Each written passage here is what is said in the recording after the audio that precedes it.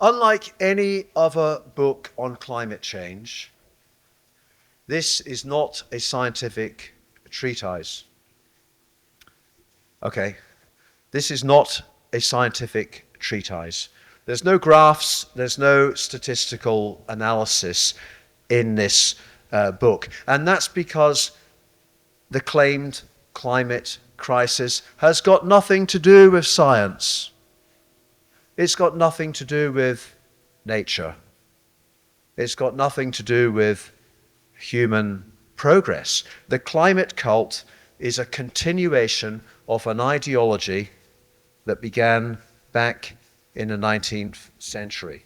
Perhaps the most important book in modern history was Charles Darwin's The Origin of the Species. And that book came about just at the right time for the ruling class, who were starting to get edgy about this massive growth in the working class population. And perhaps they feared they might end up like the clerical class in France ended up after the French Revolution.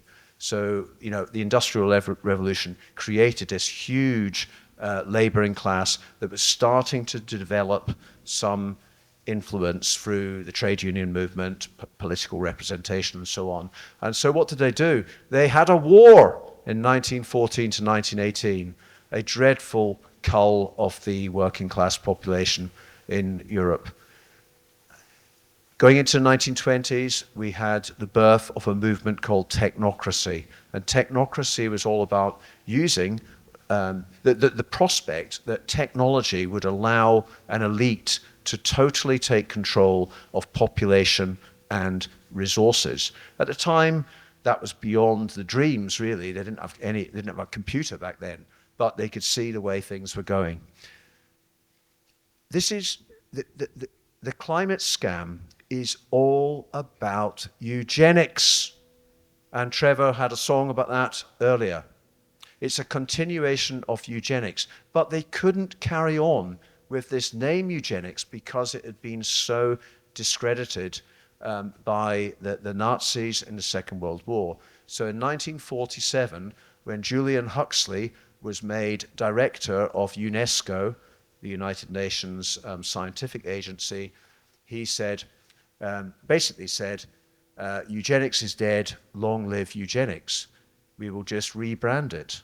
And they rebranded it in the color green.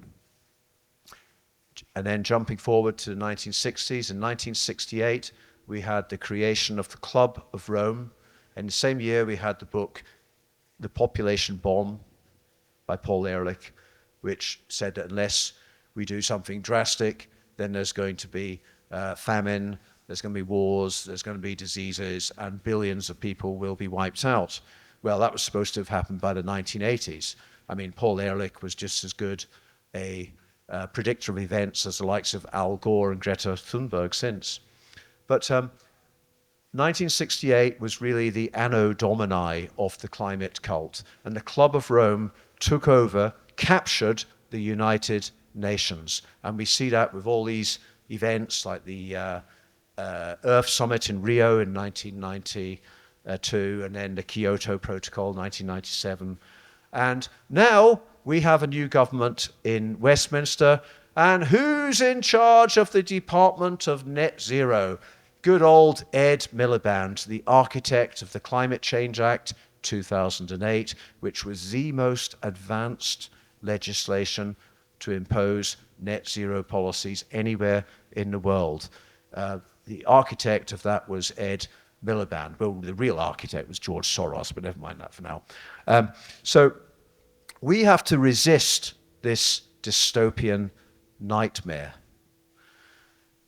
which aims to impoverish, enslave, and depopulate. Some of you may be aware of the Georgia Guidestones. Well, they're not there anymore. About 2 years ago, they were bulldozed because they'd become too embarrassing.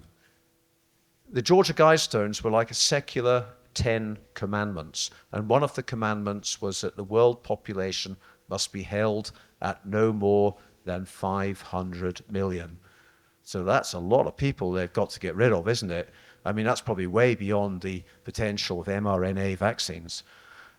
So What we have now is clear, almost unabashed, blatant talk about depopulation from the likes of David Attenborough, Yuval Noah Harari. They're not even hiding it anymore. So why are they doing this? And I'm just going to finish on a very quick 2 minutes on that. Why are they doing this? It's simply that they want power. They want to create an elite with an underclass. And the underclass will be in the status of useless eaters because there won't be any jobs. AI was going to take over, okay? But the elite will have everything. They'll tell you you can't travel. They'll tell you you can't have a car.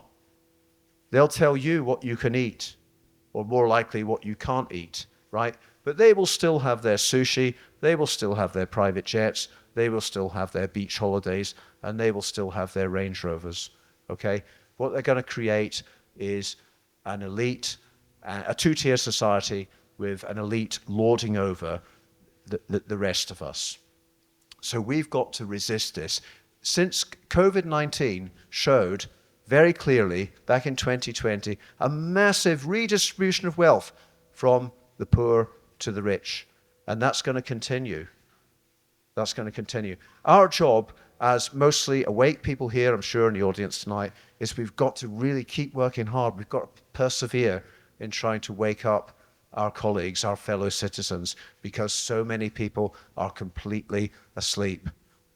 They're totally asleep to what's going on. They're all excited about the football tomorrow, but isn't it a pity they couldn't get a little bit more energized about the real problems in the world, about the real evils that they face?